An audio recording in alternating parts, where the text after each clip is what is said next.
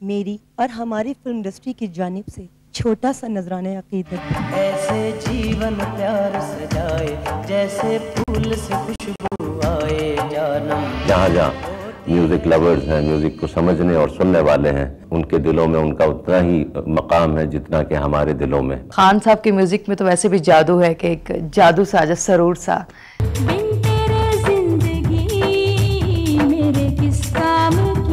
उन्होंने तसव्वुफ के कलाम को ऐसे हसीन सुरों में ढाला, इतना बड़ा लयकार मैंने नहीं देखा।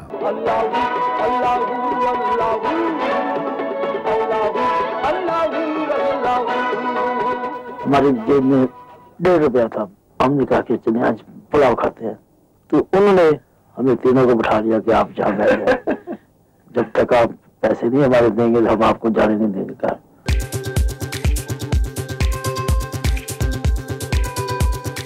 वो इस वक्त हम लोगों में नहीं है, हमारे दरमियान नहीं है, लेकिन उनकी आवाज हमेशा हम लोगों में रहेगी। ये तेरे संग वादा रहा। तो वो मैं सीडी जब वहाँ लेकर गया, मलका पेश की, तो वो कहने लगी ये तो मेरे पास पहले मौजूद हैं, क्योंकि मैंने इंग्लैंड में ये खरीदी थी जब मैं पहली दफा आपको इंग्लैंड में सुना। 1996 he was selected as an outstanding artist of Asia. जैसे वो ख्वाब में कुछ कंपोजिंग कर रहे हैं या कुछ बना रहे हैं, सोते में उनकी ये कैफियत होती थी कि उनके पाँव हिलता रहता था जैसे किसी लय के साथ हिल रहा हो। बहन भाई नाराज भी होते हैं, खुश भी होते हैं, एक दूसरे को मनाते भी हैं, रूठते भी हैं, और वो ऐसा रूठा।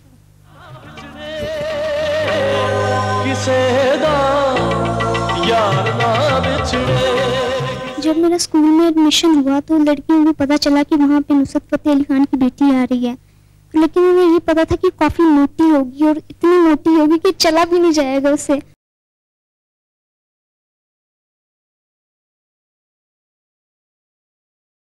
फिल्मों के हवाले से उनको किसी तारुफ की जरूरत नहीं है। ख़वातीन और हज़रात, रियाजुर रहमान सागर।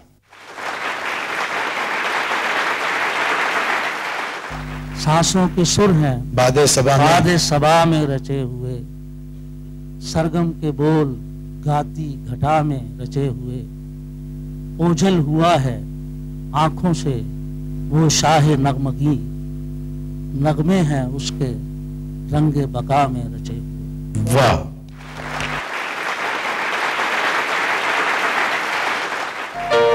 हाँ साहब के फन पर सारी दुनिया में बहुत कुछ कहा जा रहा है और कहा जाएगा। मैं उनके फन के बारे में बात करना मुनासिब नहीं समझता।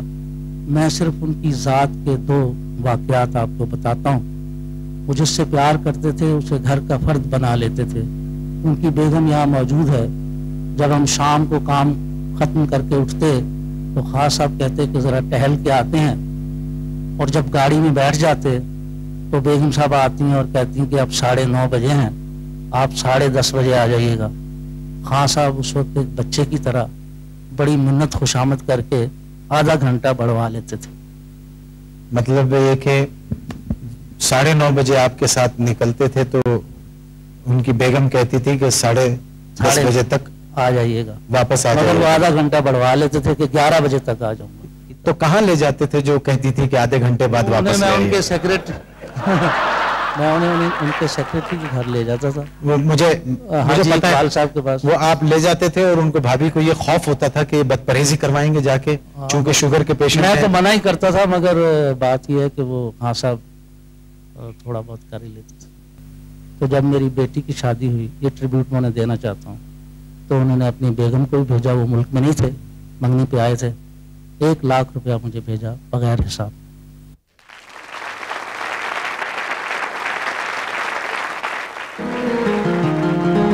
ये जो लफ्ज इन्होंने इस्तेमाल किया, ये शो बिजनेस की दुनिया में वेस्ट में सिर्फ एक आर्टिस्ट के लिए इस्तेमाल किया गया, वो है माइकल जैक्सन, जिसके लिए कहा गया कि this man is magic on stage. और जो दूसरी दफा ये लफ्ज जो इस्तेमाल किया गया वो नुसरत फतेह अली खान के लिए किया गया, और वेस्टर्न मीडिया ने इस बात का मुत्तफ़िक़ा फैसला दिया, और उन्होंने लिखा, उनके प्रिंट मीडिया ने लिखा कि he is a magic on stage. Nusrat Fateh Ali Khan there's a magic on stage.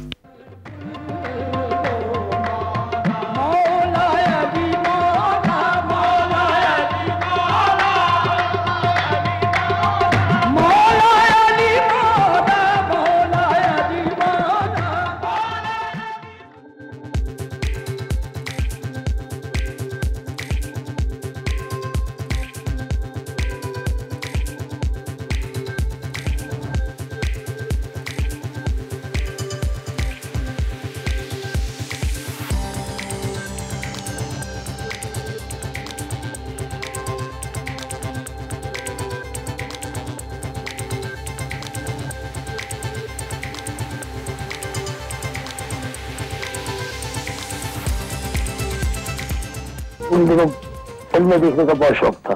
अच्छा। पाकिस्तानी फिल्म थी, वो मंजिल फिल्म थी, हम देखने के लिए गए, टांगों पर सवार होकर, वो बहुत दूर सरमा था, वहां गए, वापसी पे आए तो हम क्या कि हमारी जेब में 1.5 रुपया था, तो हमने कहा कि चलिए आज पुलाव खाते हैं। तो उस वक्त हमारे यहाँ जहांगीर में पुलाव बड़ी मशहूर जगह थी, तो हमने उनको ऑर्डर दिया कि हम 2 लड़के मेरे साथ और थे, मेरे बचपन के दोस्त थे। ठीक। हमने उनको ऑर्डर दिया कि 3 प्लेट लाए। जब हम खाली 3 प्लेट, तो हम पैसे देने लगे, तो पहले वो आने की प्लेट थी, उस दिन उन्होंने 1 रुपए की प्लेट ला दी, तो हमारे पास सिर्फ 1.5 रुपया, 3 रुपए की। तो उन्होंने हमें तीनों को बिठा लिया कि आप जहाँ बैठ जाए, जब तक आप पैसे नहीं हमारे देंगे हम आपको जाने नहीं देंगे। कहा वो 2 लड़के बड़े होशियार थे, वो पीछे से निकल के भाग गए, वो मुझे अकेला छोड़ के वहां। तो सारी रात में वहां बैठा, मुझे सारी रात बिठा रखे उन्होंने। जब उन्होंने दुकान अपनी खत्म की तो मुझे पूछ रहे कि आप कहाँ के रहने वाले हैं। मैंने वालिद साहब का नाम बताया। वो मेरे एक भाई से, टाइगर भाई, तो उनका नाम साबिर था जी, उनके वाकिफ थे। वो कह रहे साबिर के क्या लगते हैं तुम? मैंने कहा मेरे भाई हैं। तो अच्छा फिर हम साबिर से ले लेंगे। तब उन्होंने मुझे जाके 3 बजे छोड़ा। तो आप खामोशी से बैठे रहे, आपने ये नहीं कहा कि मैं भाग नहीं सकता था ना वहां से, कुछ ऐसे हालात ऐसे थे। वो लड़के दोनों भागे, वो कह रहे, एक कहने कि मैं पैसे लेके आता हूँ, दूसरा भाग गया।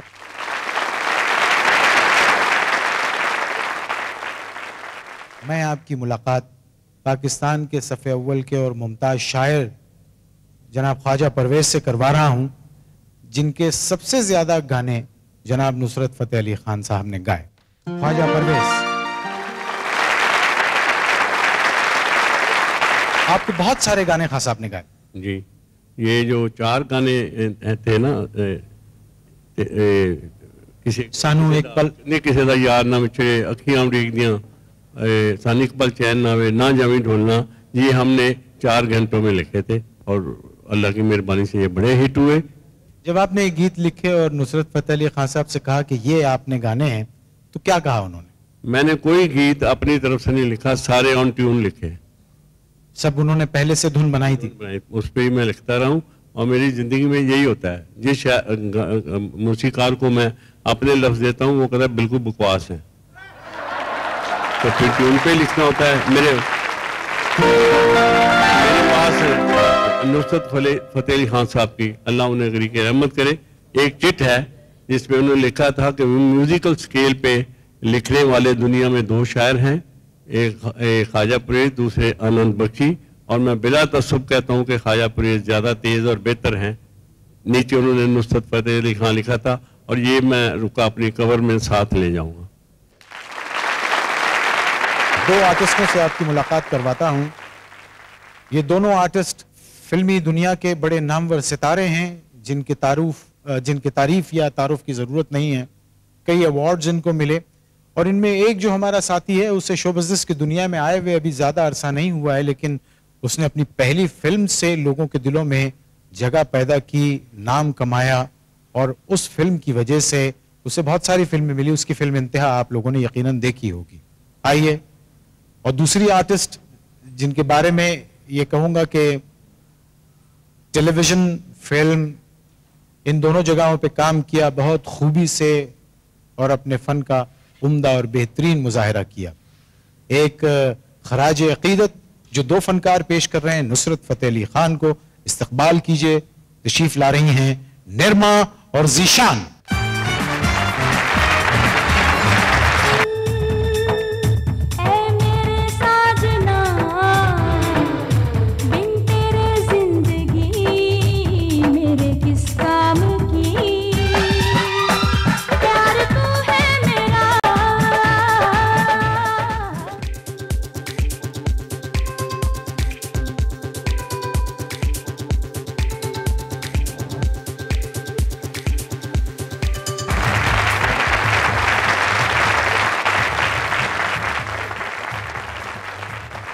जज्बात मशरिक के हों या जज्बात मगरिब के हों, जज्बात को लहजा नहीं दिया जा सकता, जज्बात को कैफियत का नाम दिया जा सकता है।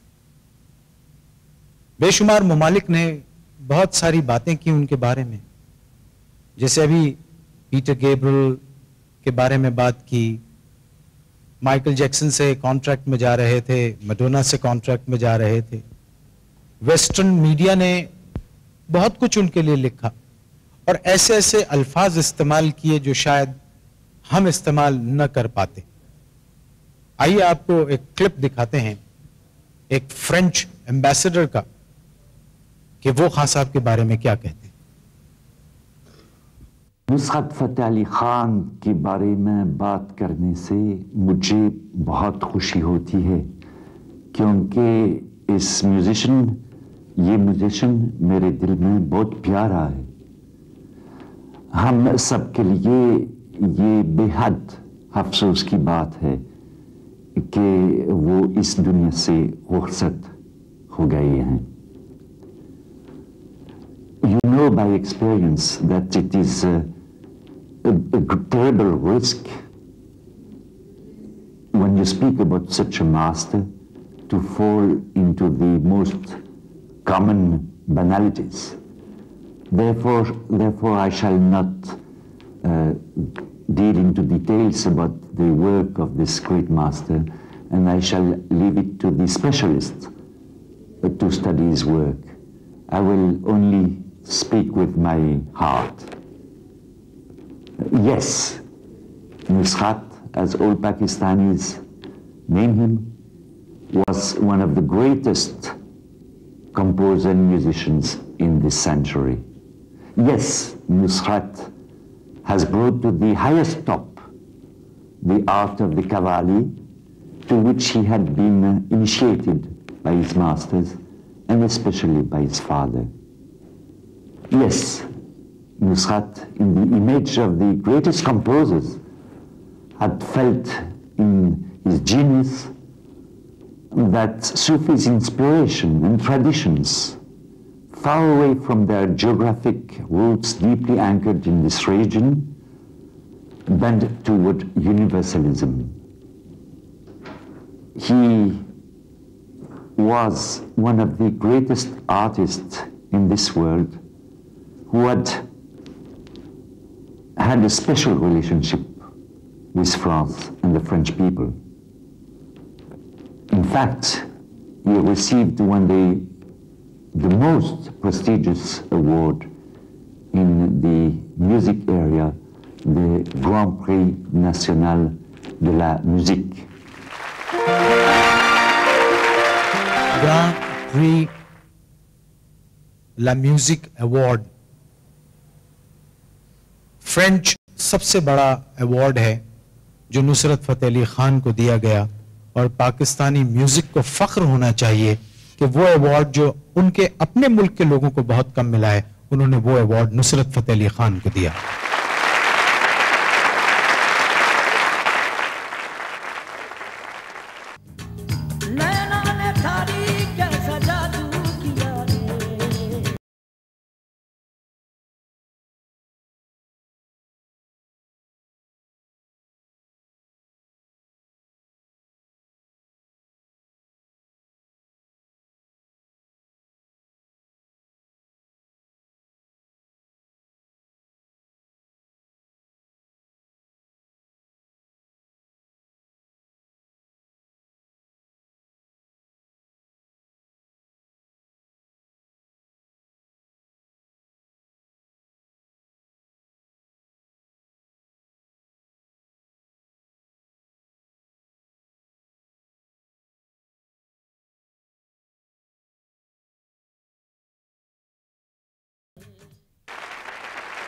फिल्म के हवाले से एक नाम जहन में आता है।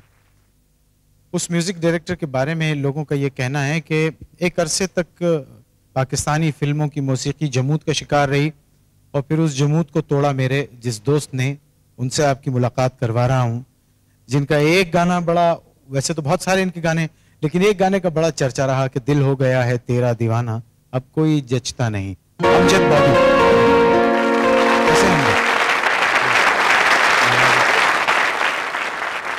मेरा ख्याल है कि आप म्यूजिक डायरेक्टर हैं, आपको खान साहब के बारे में पूछने के लिए किसी क्यू की जरूरत नहीं है।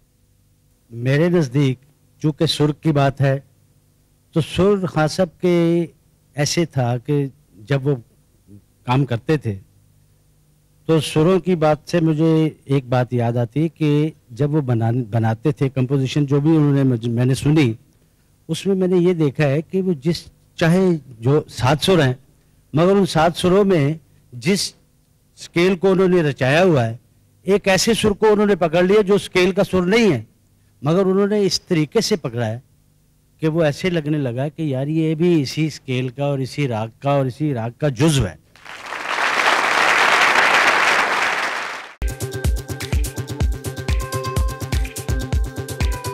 I discovered the works of this maestro most unexpectedly in the north of Scotland. I heard one of his works on a compilation of South Asian music, and it immediately struck me that this was the one that had most appeal for me. It is, of course, extremely sad that I will never have the chance to experience a live performance. You will have seen the great popularity of the maestro in the United Kingdom. It would be a mistake to think that his appeal was just to our very large Asian community. It was the power of his voice and the attraction of his music that moved people first of all, but his very vibrant stage presence made any performance he gave a deeply satisfying experience for those there.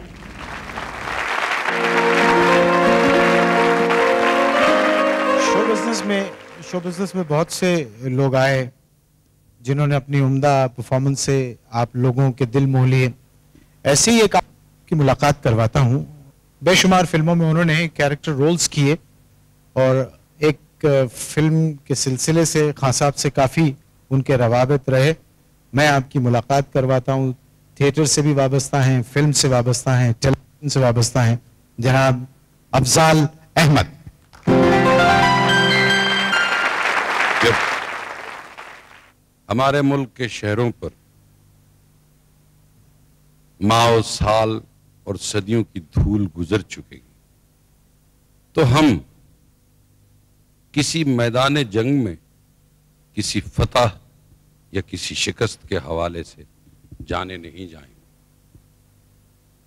हम और हमारा मुल्क ममलिकत खुदादाद पाकिस्तान पहचाना जाएगा।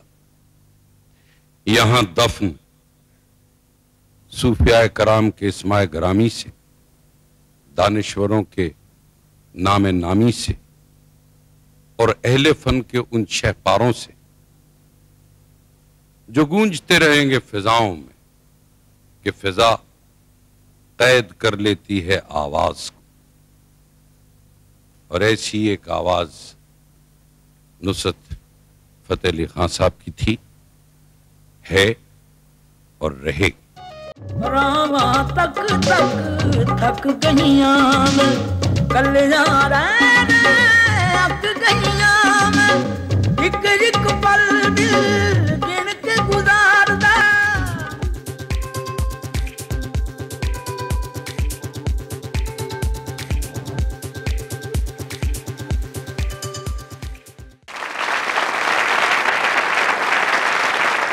हमारे मुल्क के कुछ आर्टिस्टों के क्लिप्स आपको दिखाते हैं। यहाँ पर देखिए उन्होंने मुल्क के इस बड़े फनकार के लिए क्या कहा है। खान साहब की मौसीकी का जो सबसे बड़ा कमाल जो था, या जो मैं कहूँगा कि सबसे बड़ी जो अचीवमेंट उनकी है, वो ये है कि उन्होंने जिस तरह से हमारी मशरक़ी मौसीकी को वेस्टर्न म्यूज़िक के साथ जिस तरह से ढाला और जिस तरह ईस्टर्न नोट्स को उन्होंने वेस्टर्न नोट्स के साथ ब्लेंड किया और उसमें अपनी आवाज़ को जिस तरह से उन्होंने इस्तेमाल किया, मैं समझता हूं कि उन्हीं का खासा है। और यही चीज़ एक ऐसी थी जिसने उन्हें सारी दुनिया में नुमाया किया, मशरिक़ से लेकर मगरिब के हर कोने तक, बल्कि फार ईस्ट तक, जापान तक, हर जगह जहाँ जहाँ म्यूज़िक लवर्स हैं, म्यूज़िक को समझने और सुनने वाले हैं, वो उनकी उतनी ही इज्जत और उनके दिलों में उनका उतना ही मकाम है जितना कि हमारे दिलों में उनकी इज्जत और उनका मकाम है। बहैसियत इंसान, बहैसियत गुलूकार, बहैसियत फनकार, और वो जो मगरिब और मशरिक़ को जो मिलाया है, ये उनका ही काम था। आज भी वो बात जिंदा है लोगों की, लोग नहीं भूले न भूलेंगे। कव्वाली तो दुनिया ने की है, लेकिन उन्होंने कव्वाली का रंग ढंग एक अलग कर लिया और बहुत अच्छा किया। और सबसे बड़ी खूबी ये थी उनके अंदर, मुबारक अली खां, फ़तेह अली खां में लयकारी को खूब देखा उन्होंने। और नुसरत फ़तेह अली, उनके बेटे जब ये आए, इन्होंने बिल्कुल ही आसमान पे बैठा दी वो बात अपने बाप की, चचा की। ऐसी लयकारी को देखा उन्होंने, इतना बड़ा लयकार मैंने नहीं देखा।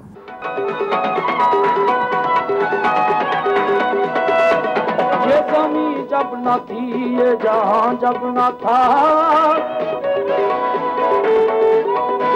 चांद सूरज न थे, आसमां जब न था, राधे हक भी किसी पर आया जब न था, तब न था कुछ यहाँ, तब न था कुछ यहाँ था, मगर तू ही तू। अल्लाह अल्लाह अल्लाह अल्लाह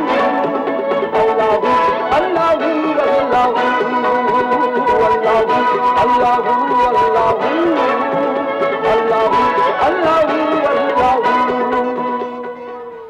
अब इन्होंने जो आज के दौर में जो मॉडर्न अरेंजमेंट के साथ गाना शुरू किया, तो लोग तो जो मॉडर्न गाने लगे हैं, बीट में गाने लगे हैं, तो वो तो स्टाइल ही उन्होंने अलग कर दिया था। लेकिन इन्होंने अपना स्टाइल, अपने पंजाबी फोक्स, अपने गाने का अंदाज वही क्लासिकल अंदाज रखा और इंस्ट्रूमेंटल चेंज किया। इन्होंने तसव्वुफ के कलाम को, अपने कलाम को, अपने कल्बी वारदात के कलाम को ऐसे हसीन सुरों में ढाला कि जो कलाम की पाकीज़गी है वो उन सुरों के जरिए से जो लोग हैं उनके कल्ब तक ये पैगाम पहुंचे। और उसी पैगाम को पहुंचाने के लिए उस्ताद फ़तेह नुसरत खान ने इतना बड़ा काम किया कि जब ये मुल्क से बाहर जाते थे तो पाकिस्तानी अवाम तो आता ही था, मगर इनके और लोग जो आशिक हो गए थे, जैसे जापानीज, कैनेडियन, अमेरिकन, यूरोपियन, ये सारे लोग जो हैं, इन्होंने इतने अपने इर्द गिर्द ये उनके लिए एक मरकज बन गए।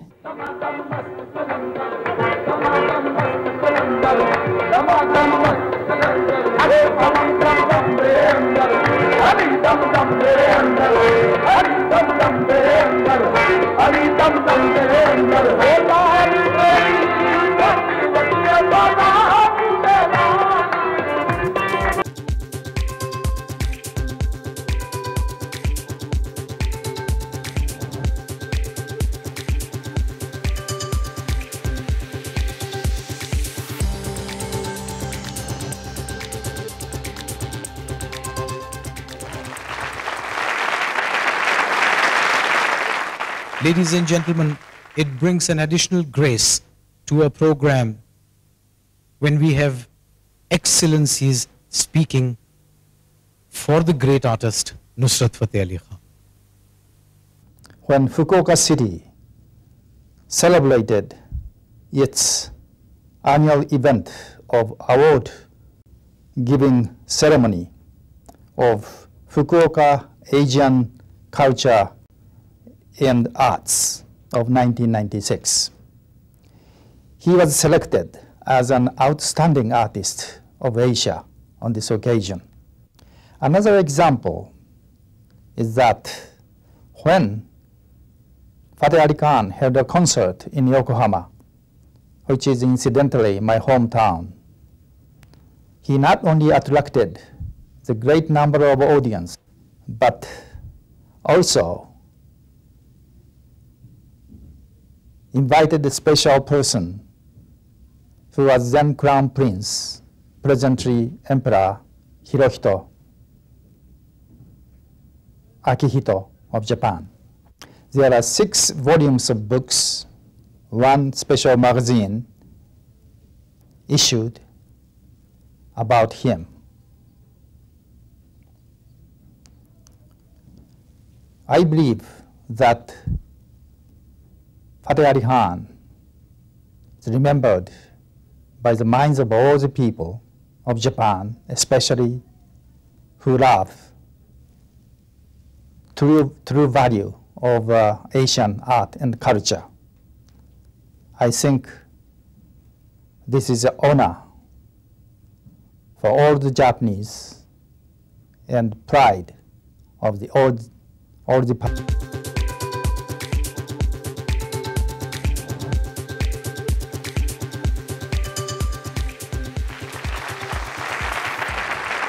एक किताब मेरे हाथ आई, उस किताब पर लिखा हुआ था नुसरत फ़तेह अली ख़ान।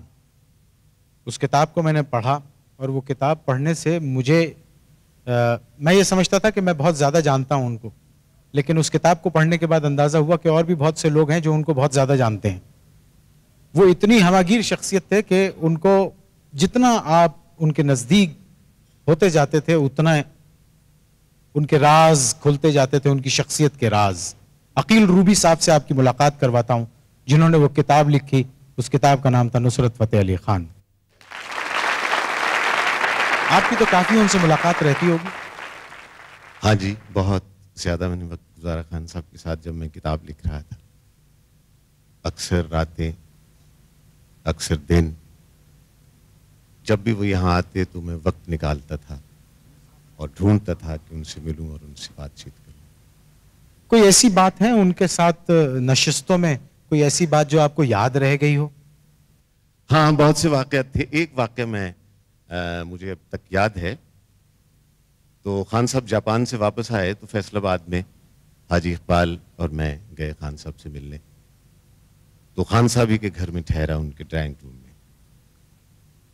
खाना खा के मैं वहाँ बैठ गया तो थोड़ी देर के बाद खान साहब धोती और कुर्ता पहन कर आए और सोफे पर बैठ के मुझसे बातें करते रहे।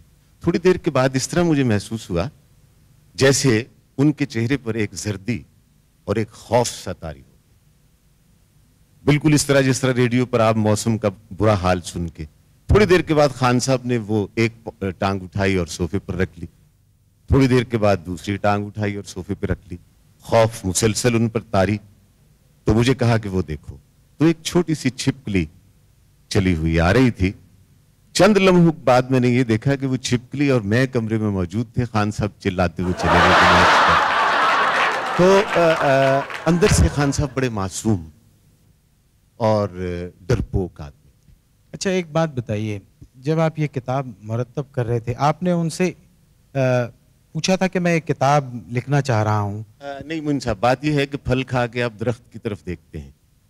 तो खान साहब का ख़ानदान जो अफ़गानिस्तान से माइग्रेट करके जलंधर में आया, फिर पाकिस्तान में आया, उनके चारों भाई नवाज़ अली, सलामत अली, मुबारक अली और फ़तेह अली।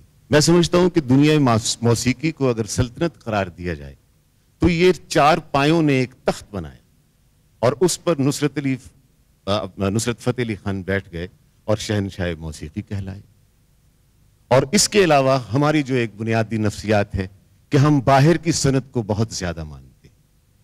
तो मैंने बेशुमार प्रेस जो बाहर वाला था उसको खंगाला, तो लोगों ने यही कहा कि इतना इलाका सिकंदर आजम ने फतह नहीं किया तलवार से जितना नुसरत फ़तेह अली ख़ान ने सुर से फतह कर लिया। वाह वाह, बहुत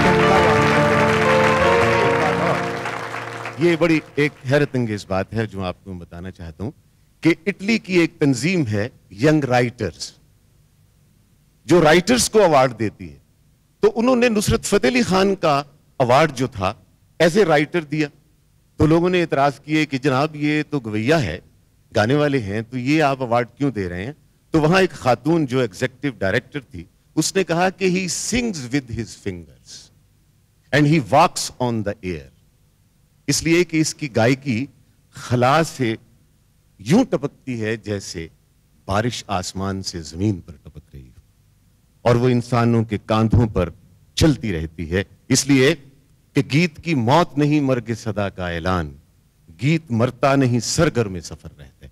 एक रूपक ताल होती है तबले की। तो ख्वाजा मीर दर्द का एक शेर मैं नजर करता हूं नुसरत फतेह अली खान के, कि खल्क में रहते हैं लेकिन खल्क से बाहर हैं हम, खल्क में रहते हैं लेकिन खल्क से बाहर हैं हम, ताल की गिनती से बाहर जिस तरह रूपक में सम। वो शामिल हैं जब तक हवाओं में खलाओं में उनकी आवाज तैरती रहेगी, जब तक हमारे कान महफूज हैं, जब तक इंसान जिंदा है, नुसरत फतेह अली खान कभी नहीं मर सकते। बहुत शुक्रिया, बहुत शुक्रिया। ख़वातीन और हज़रात, ये मोहब्बतें हैं जो याददाश्त के तौर पे इंसान अपने जहनों में रखता है और जिस जगह मौका मिलता है छोटी छोटी मोहब्बतों का इजहार करता रहता है। आइए मोहब्बत और अकीदत का इजहार करने के लिए एक दफ़ा फिर इस्तकबाल कीजिए, तशरीफ ला रहे हैं ज़ीशान। सुन यारा गमखारा दिलदारा,